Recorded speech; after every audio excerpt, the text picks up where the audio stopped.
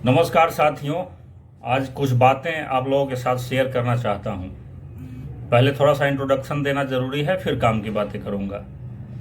आप सब जानते हैं कि 2020 और 21 में जो कोरोना महामारी आई, उसने हर वर्ग को नुकसान पहुंचाया, हर क्षेत्र को नुकसान पहुंचाया। किंतु हमारे और आपके जैसे यूपीएससी सिविल सेवा की तैयारी करने वाले जो प्रतियोगी छात्र हैं, उनको इस महामारी ने सबसे ज़्यादा नुकसान पहुंचाया। इसने हमारे सपनों का कत्ल किया है। इन्हीं 2 वर्षों में 2020 और 21 में लाखों छात्र या तो एज बार्ड हो गए या अटेम्प्ट बार्ड हो गए। प्रधानमंत्री जी ने लॉकडाउन की घोषणा की और उसके बाद समय समय पर वे कहते रहे मीडिया में कि जान है तो जहान है, जान है तो जहान है। हम लोग इस बात को मान गए कि जान बचेगी तो लाख उपाय। और प्रधानमंत्री जी पर एक भरोसा था हम लोगों का कि प्रधानमंत्री जी जब ऐसा कह रहे हैं कि जान है तो जहान है, तो उसके बाद जब ये लॉकडाउन का समय खत्म होगा तो प्रधानमंत्री जी कहीं ना कहीं हम लोगों के बारे में भी कुछ सोचेंगे, हमारी सुधि भी जरूर लेंगे। हम लोग अपने अपने घरों को लौट गए। वहाँ हमारे पास स्टडी मटेरियल नहीं था। इंटरनेट कनेक्टिविटी गांवों में आज भी ढंग से नहीं है। हमारी तैयारी कुल मिलाकर के बुरी तरीके से प्रभावित हुई। सरकार कहती है कि हमने एग्ज़ाम को 4 महीने के लिए आगे टाल दिया था, एग्ज़ाम के डेट को, तो इसके कारण लोगों को तैयारी का अवसर मिला। ये बात भी सरासर झूठ है। इकोनॉमिक सर्वे भारत सरकार का एक महत्वपूर्ण दस्तावेज होता है। 2020 का जो इकोनॉमिक सर्वे है उसमें कहा गया है कि 2020 में सितंबर महीने में कोरोना अपने पीक पर था और 2020 में 4 अक्टूबर को सरकार यूपीएससी की प्रारंभिक परीक्षा ले रही है। बताइए कैसे कोई तैयारी कर पाया होगा उन दिनों में। जान बच जाए तो बहुत बड़ी बात है। लोग अपनी अपनी जान बचाने में लगे हुए थे। उस समय सरकार हमसे एक्सपेक्ट कर रही थी कि दुनिया की सबसे कठिन परीक्षा की हम तैयारी करें और इसे क्रैक भी करें, जो कि बिल्कुल भी संभव नहीं था। कोरोना का जब दौर खत्म हुआ तो सरकार ने अलग अलग वर्ग की सुधि ली, जैसे कि 10th और 12th के बच्चों को बिना एग्जाम का परीक्षा पास कराया गया। नेट और जेआरएफ वाले को 1 साल का एक्सटेंशन दिया गया। एसएससी जीडी में सरकार ने 3 साल की छूट दी है। अग्निपथ स्कीम में सरकार ने 2 साल का एज रिलैक्सेशन दिया है। ऐसे तमाम उदाहरण है जहां सरकार ने कोविड को बेस बनाकर के रिलैक्सेशन दिए हैं। उद्योगपतियों को राहत देने के लिए, उनको कोरोना से जो नुकसान हुआ उसकी भरपाई करने के लिए सरकार 20 लाख करोड़ रुपए का राहत पैकेज लेकर के आई।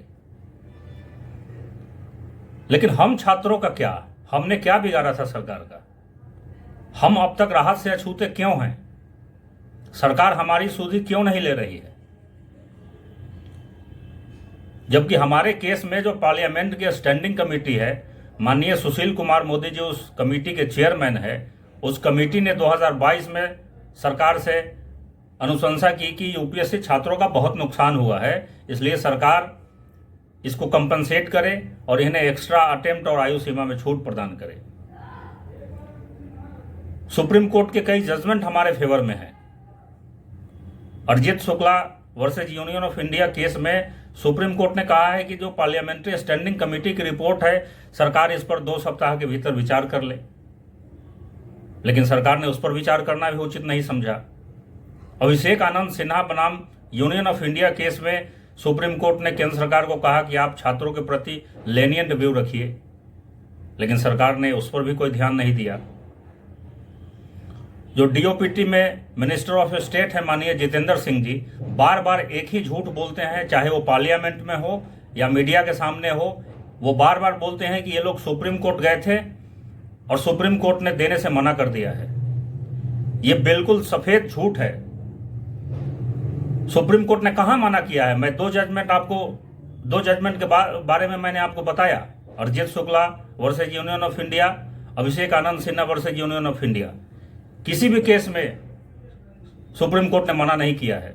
सुप्रीम कोर्ट ने सरकार के जब वकील additional solicitor general SV Raju sir से पूछा कि क्या जिनका ये आखिरी अटेम्प्ट है, यदि आप एग्जाम को पोस्टपोन नहीं कर सकते तो क्या ये जिनका आखिरी अटेम्प्ट है उनको आप एक्स्ट्रा अटेम्प्ट देने पर विचार करेंगे, तो एसवी राजू सर इससे सहमत हुए थे और उन्होंने बोला था कि सरकार के समक्ष मैं इस बात को रखूंगा।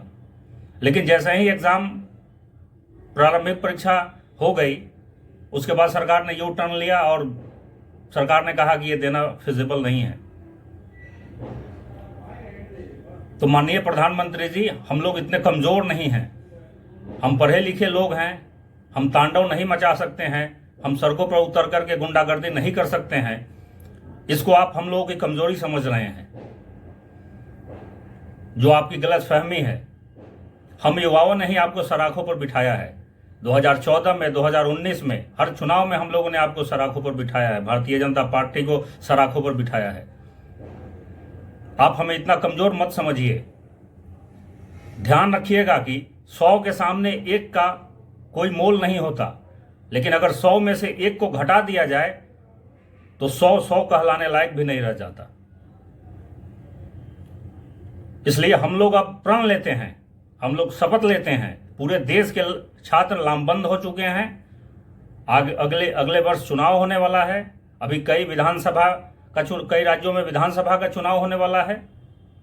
पूरे देश के छात्र लामबंद हो चुके हैं। भले ही हम सड़कों पे दिखाई नहीं दे रहे हैं, क्योंकि हम पढ़े लिखे लोग हैं, हमें पता है कि ये देश मेरा ही है, इस देश की संपत्ति हमारी ही संपत्ति है। तो जिस तरीके से एसएससी के अभ्यर्थियों ने अग्निपथ योजना का विरोध करने वाले अभ्यर्थियों ने, आर्मी अभ्यर्थियों ने उत्पात मचाया सड़कों पर उतर के, हम उस तरीके से नहीं कर सकते। हम उस चीज का समर्थन नहीं करते हैं, क्योंकि हम पढ़े लिखे लोग हैं। लेकिन हम वोट से चोट जरूर करेंगे। आप हमें इतना कमजोर मत समझिए। 2020 और 21 में लगभग 10 लाख छात्र प्रभावित हुए हैं, लगभग 10 लाख छात्र प्रभावित हुए हैं। फिर इन छात्रों के परिवार के लोग भी हैं। एक छात्र के परिवार में कम से कम 5 लोग होते ही हैं। फिर हमारे दोस्त भी हैं, हमारे नाते रिश्तेदार भी हैं, हमारे शुभचिंतक भी हैं। तो एक बहुत बड़ा वोट बैंक है माननीय प्रधानमंत्री जी और माननीय जितेंद्र सिंह जी। आप हल्के में मत लीजिए, अभी भी वक्त है। हम अभी भी इंतजार कर रहे हैं कि सरकार हमारी सुधि जरूर लेगी। लेकिन अंग्रेजी में कहावत है, justice delayed is justice denied.